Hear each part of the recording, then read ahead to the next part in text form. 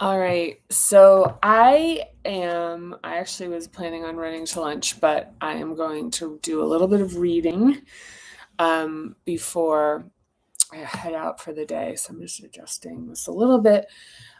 In the last installment of our experiment here, I'm just trying to figure out how to get that just right.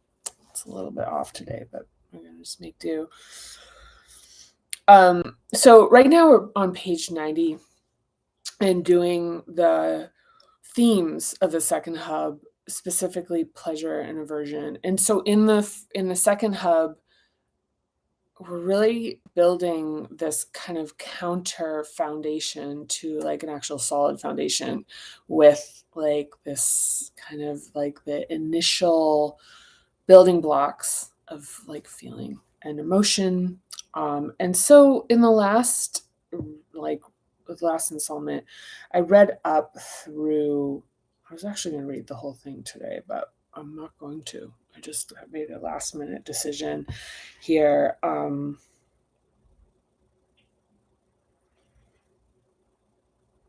Yeah, because maybe I will.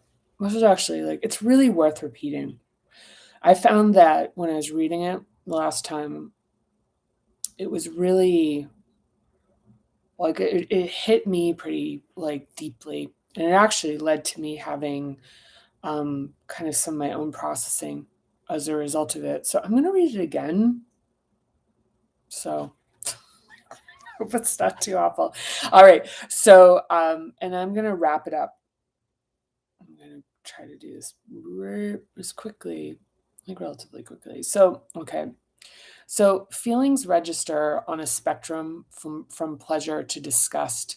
Each of us has a unique pleasure profile of what we like and what we do not like, arising as a spontaneous response uniquely tuned by our innate biology and psychology and inevitably incorporating social conditioning and the associated belief systems about appropriate behavior.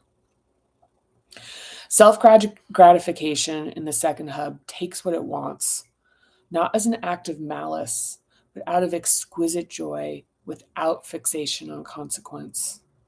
Unless it's fun for them, babies and toddlers don't like to share. Mine, more, give me, I want, which is healthy. However, they may have been shamed for being selfish, which is an interruption before the consideration of others has a developmentally appropriate expectation as a developmentally. Oh gosh, it's like weird. I feel like this light gives me like sort of dizziness. However, they may have been shamed for being selfish, which is an interruption before the consideration of others was a developmentally appropriate expectation and even possible.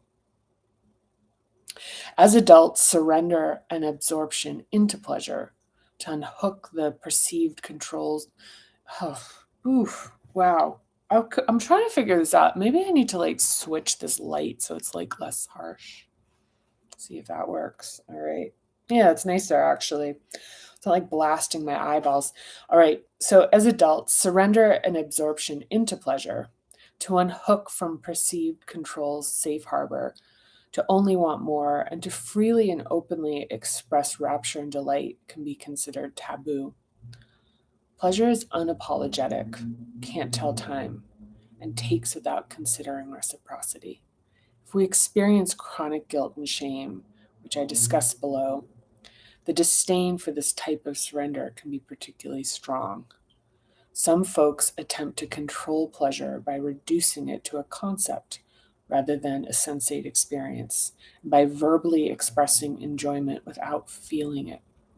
There's growing evidence that brain structure and chemistry play significant roles in an individual's ability to suppress desire, which can be considered an asset for high levels of professional performance, but but an overall liability for quality of life.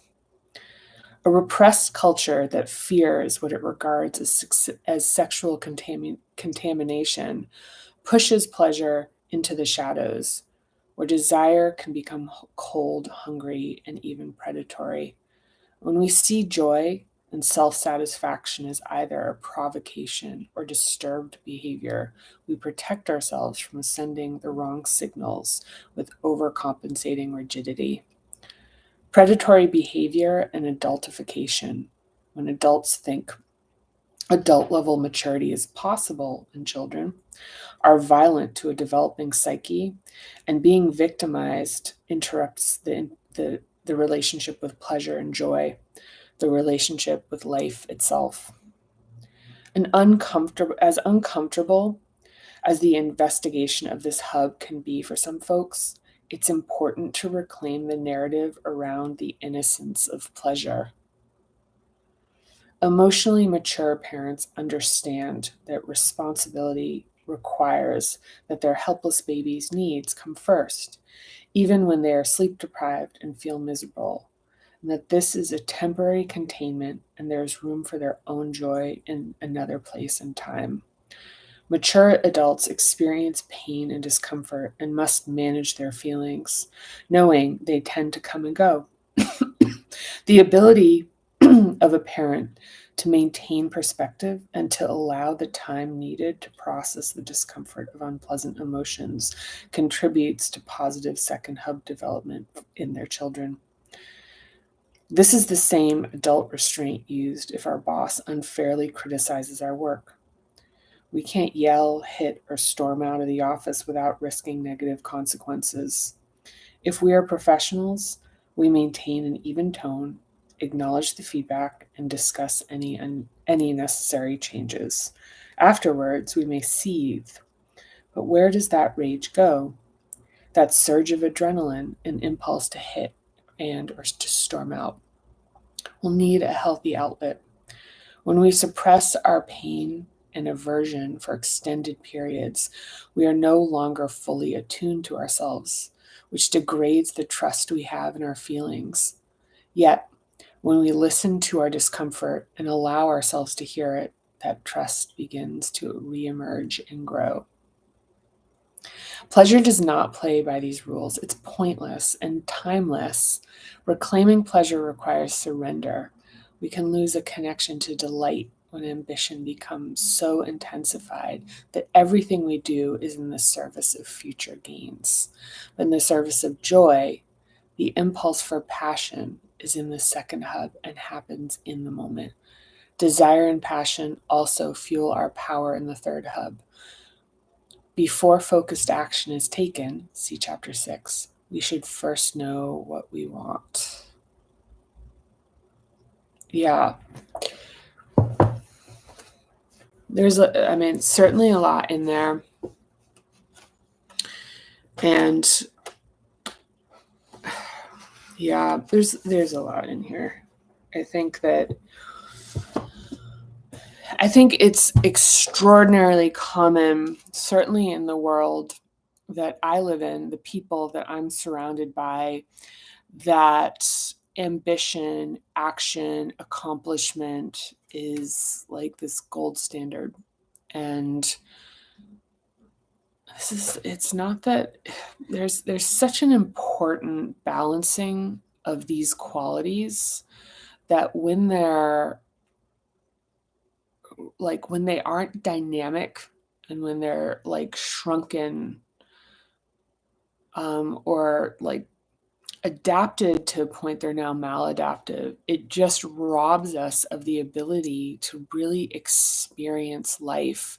And we don't have to be afraid that we're going to become like soft in a sense. Like there can be a fear, like even in like a taking offense to the notion that drive should be, like put in some context. But when we have desire, the power of desire and the connection to what we want in our bigger pictures of like what is driving like this, like our behaviors and our accomplishments, and it actually gives us a really clean form of power, and also increases and assures that what we're working on and what we're doing is in alignment with a longer term outcome that is not going to be filled with regret.